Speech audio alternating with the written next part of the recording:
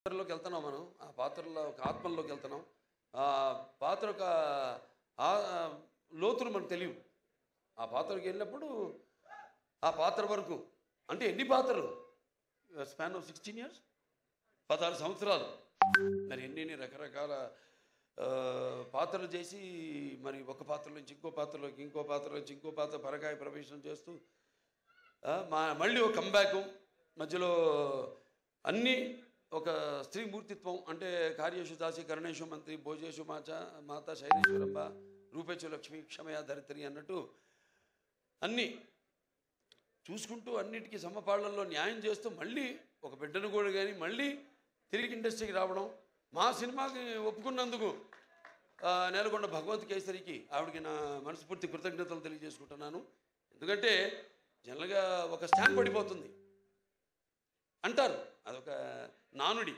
ఒక పాత్ర చేస్తే హీరోయిన్గా చేసిన వాళ్ళు మళ్ళీ ఇంకో తల్లి పాత్రలో లేకపోతే అక్క పాత్రలో అలా చేస్తే మళ్ళీ దానికే అది పడిపోతుంది, ఆ ముద్ర పడిపోతుంది అని ఒక దాన్ని బ్రేక్ చేసిన వాళ్ళు చాలా తక్కువ మంది ఉన్నారు.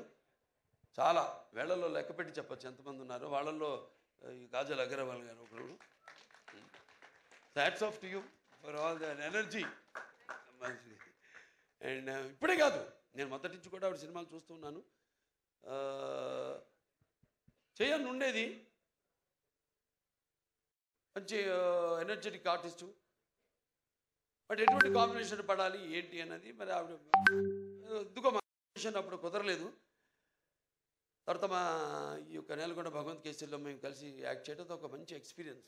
అంటే ఒక ఆర్టిస్టు అందరూ అంటారు ఏదో ఒక కోలమానం అని ఒక దీనికి డిసిప్లిన్ కానీ ఒక డెడికేషన్ కానీ ఏదంటే ఇప్పుడు మా పేర్లే తీసుకోవడం ఒక ఆనవాయితీ అయిపోయింది. కానీ ఎంతోమంది ఉన్నారు నటులు, కాజల్ అగర్వాల్ గారు లాంటి నటులు అయితే ఎంతోమంది చాలామంది ఉన్నారు.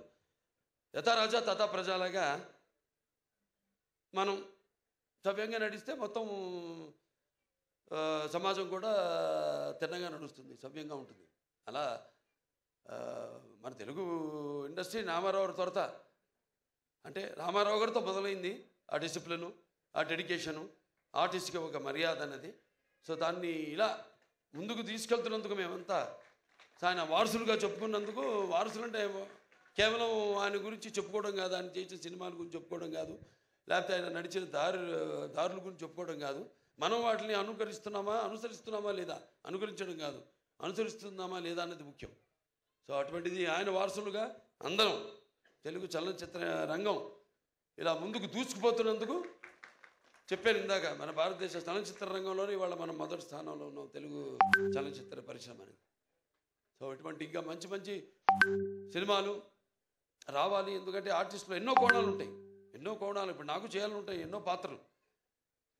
నాన్నగారు ఎప్పుడు ఒక 20 సంవత్సరాల ముందు ఆలోచించేవారు. ఆయన ఆలోచించి సినిమాలు చేసేవారు. ఆయన అప్పుడు ఆడకపోవచ్చు ఆ సినిమాలు, కానీ ఇవాళ అవి బంగారు గుడ్లు పెట్టే బాతు.